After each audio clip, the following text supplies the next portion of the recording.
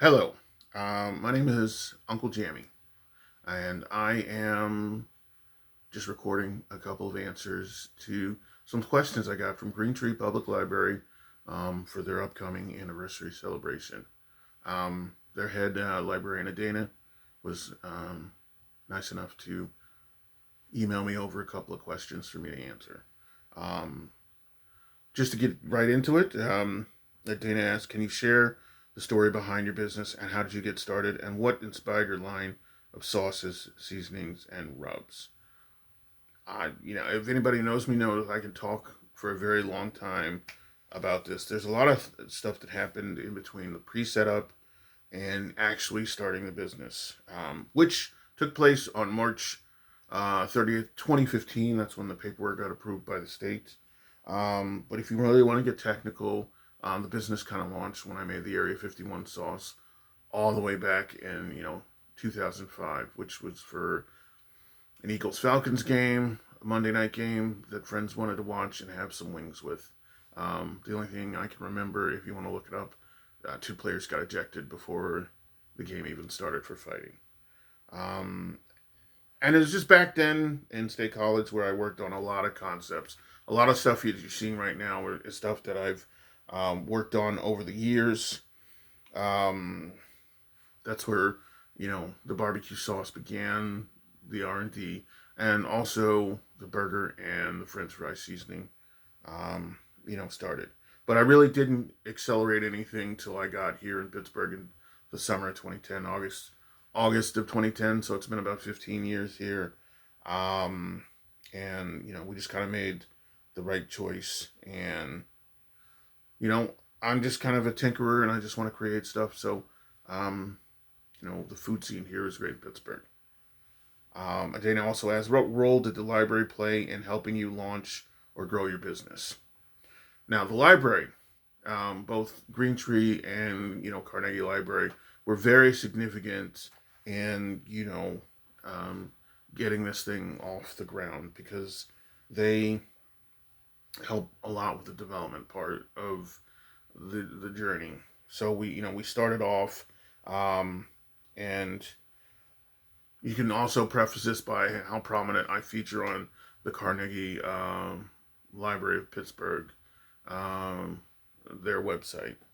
Um, but I used Green Tree Public Library as kind of my office space when I couldn't afford to actually have one or rent one. So they got Green Tree got chosen because they have a couple of days where they're open 9 a.m. to 9 p.m. and I definitely put in a lot of shifts there. And I mean they had everything there, nice layout. They had the computers, laptops to rent out, the hotspots, and everything else like that. So very, very wonderful. Um, Now, how did borrowing a Wi-Fi hotspot from the library impact your ability to do research, plan, or connect during the early days of your business? Now, if nobody's ever done business before, um, there's a lot that goes into it, and there's a lot of unknowns, and times you're gonna be on the go. The Wi-Fi hotspots were amazing, in demand, but amazing anytime I got them. Um, you know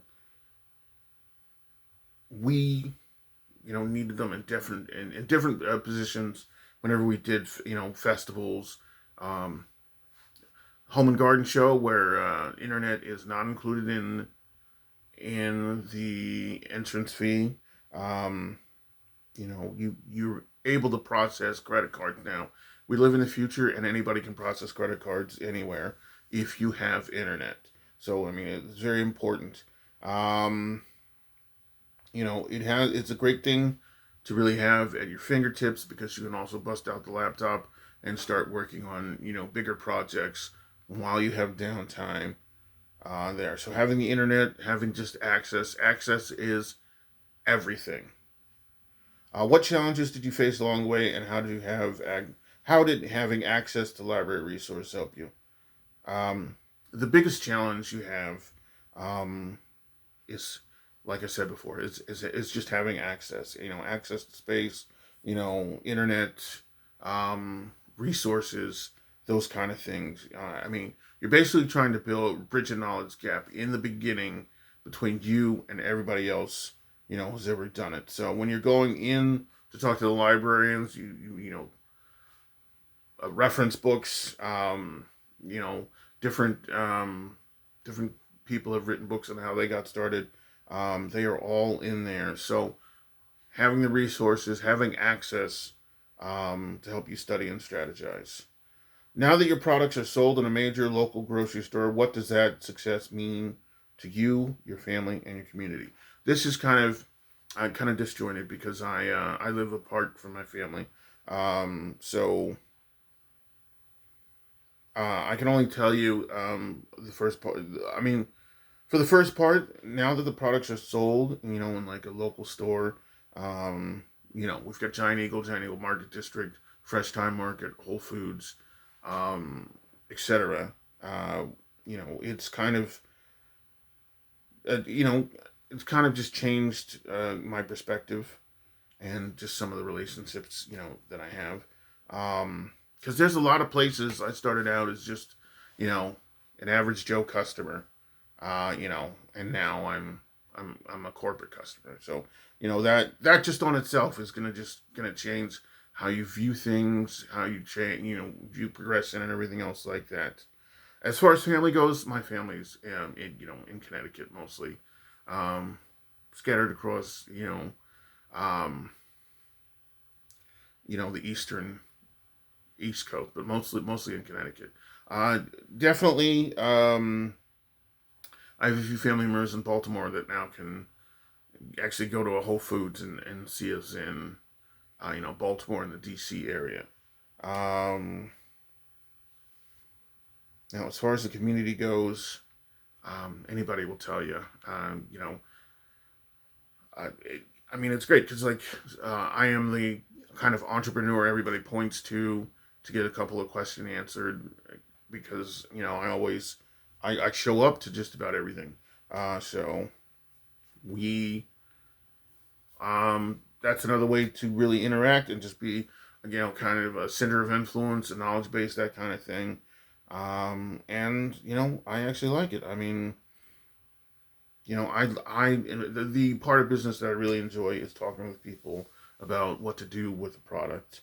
Because I'm always opinionated about that, and I'm the guy that made it. And people are actually, you know, putting things in place. So and putting them to use. So I could never have dreamed of that. If you could say something to somebody who supports the library through donations, what would it be? Write a huge check. I mean that's the biggest thing. Write a big fat check. Um, I know it's going to sound crass and everything else like that, but I think from what I've gotten out of the library, Carnegie Library, everything, whether it's the taxpayers or donors, I think write a check. I mean these things are essential. I'm very a big proponent of the public good and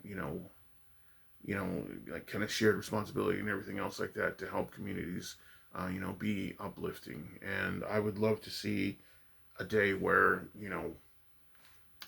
libraries are built almost like Texas football stadiums, Texas high school football stadiums. For me personally, um, you know, library kid early on. Rediscovered it when I was trying to start a business. Um, you know, I at some point in recording this, I mentioned the Encyclopedia Britannica, so we had that at home, and I just want to see robot clubs, chess club, backgammon, um, D&D, all that stuff. I just want to see, uh, you know, get done at the library and kind of make it a bigger backbone of the community. So yes, if this reaches some donors' ears, just put you know, a couple more zeros on those checks, um, because I think it's more efficient, public use facility, and I think it can help everybody achieve their goals. What advice would you give to somebody just starting out with a big idea and limited resources? This is the biggest thing I talk about. I talk about it all the time. Um, and it is to utilize everything that costs zero or is free. Um, you know, you just have to make a list, squeeze as much as you can out of the free resources. Put them all on there. Um, there are so many resources out there that can help you out. You can get free advice from a whole bunch of people. Penn State, I just heard, one of the law schools has lawyers that are out there to help you really get all your legal questions answered. The Riverside Center for Innovation, RCI has their BizFit course, and that is very useful. Paramount Pursuits, the Urban Redevelopment Authority, and all the SBDs, DCs have stuff. Like Pitt, Chatham, Duquesne, all have free stuff. There are free certificate courses out there. Google, Harvard, Score. You can meet with a retired executive to help you out. The business branch of Carnegie Library of Pittsburgh has things. So I think it is very important um, that you max out, free. Anything that's at zero cost to you, but just time, will be able to help you do better. Can you describe what it's like walking into the Greentree Public Library for the first time when you needed help with your business? What were you hoping for? First time walking into Greentree Public Library. Very neat, very organized, um, friendly staff. And, it was a great place for brainstorming, which is what I was looking for. Besides the Wi-Fi hotspot, what other library resources did you use? Um, Definitely got online with the computer, so I didn't have to lug around my laptop all the time. I think I even borrowed a laptop one time, and just looked at the reference books. How has your business success changed your life or your family situation? My family situation, I mean, it's that one's a tough because they're all out of market for me. But my mom's come around to kind of helping me with stuff. Um, my business has helped me, meet a whole swath of new people. Um, I've got to, you know, tour the get go facilities. I go to supplier summits at Giant Eagle. So this has been really different. I get to do collaborations at things like Barrel and Flow. Um, so it's it's quite a drastic change. Um, what does it mean to you personally to see your products on shelves? Um, it means I did something. And nobody can take that away from you, or me, or anything else. Like, I got up, I did something, I put my mind to it, and I accomplished it. I mean, seeing the products on shelves, never gets old. It's surreal. Um, you know, and you're walking by, and real people are considering, buying your product. Have you been able to hire any employees or work with other local suppliers as you've grown? Tough question. Pandemic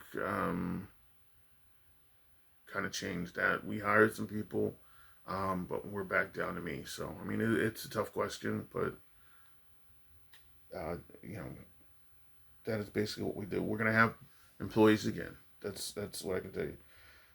How do you get back to the Green Tree community now that you've found success? Um, I'm pretty much intertwined with Green Tree. I mean, my doctor's over in Green Tree. People are going to remember me from always working at Starbucks or the Greentree Library for hours on end. Um, you know, I shop at the new Noblestown, Giant Eagle every once in a while when I'm driving by. That thrift store is the one I go to the most.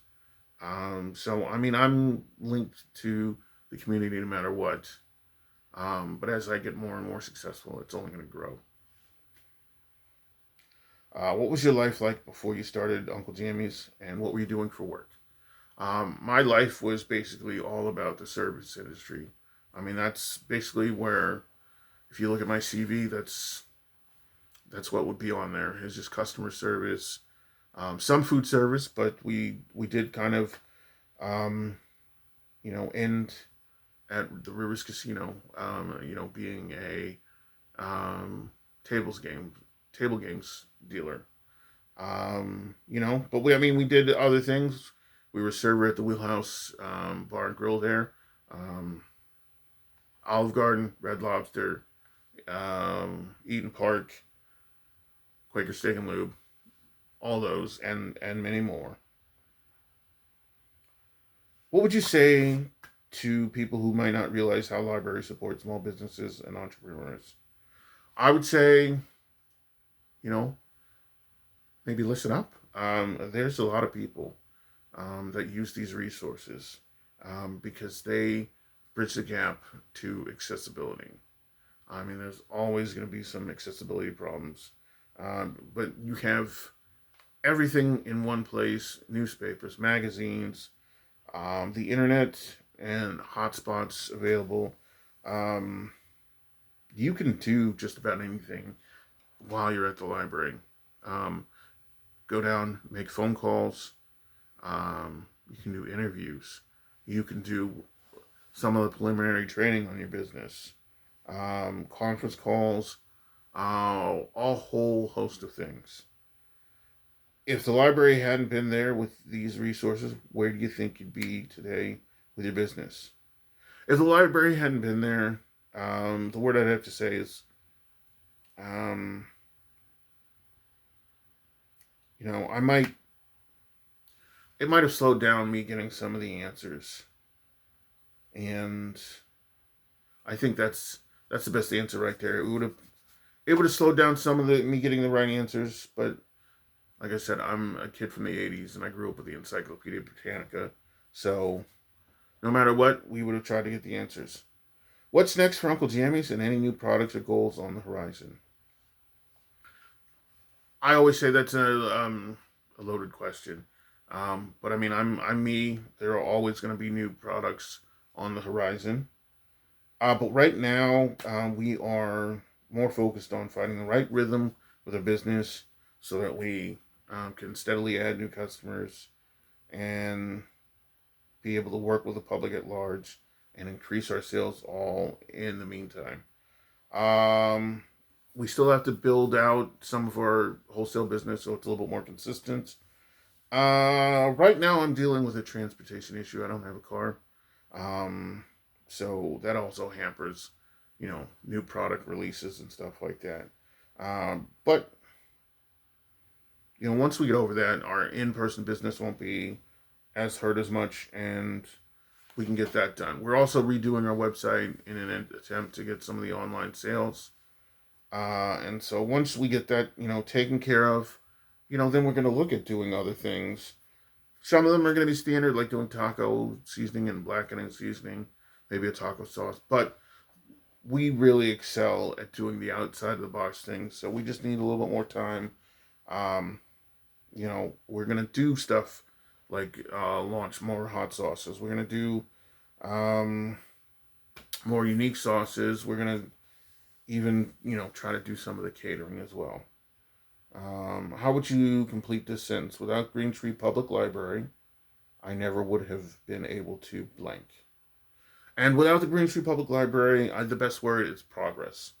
Um, I got a lot of work done at Greentree Library, so I think, progress, because we did 2016 almost without the whole pandemic, and I think that's the best answer is we just wouldn't have progressed far enough. What would you want to tell somebody who's sitting at home right now with a business idea but doesn't know where to start? And this is a great question to end on. Um, I would tell them to learn more about the business they want to get into, to really kind of see, what they love about it, what enamors them about it. Um, and a lot of it doesn't all have to be library work. Most of it can be just asking questions while trying to work in the industry. Um, yeah, definitely going to the library and looking things up. But you know, just getting somewhere where you can master everything, and that's really your starting point. And it doesn't have to take weeks, months, years. It can happen just over a weekend where you have just like a eureka moment or a breakthrough. And so I would say all you have to do, this person that's thinking about a business, is to really get started, to go out there and learn everything you can. Um, and that is pretty much it. I just want to say, you know, thank you to Greentree Library. Happy anniversary. Thank you to Dana and all the other librarians.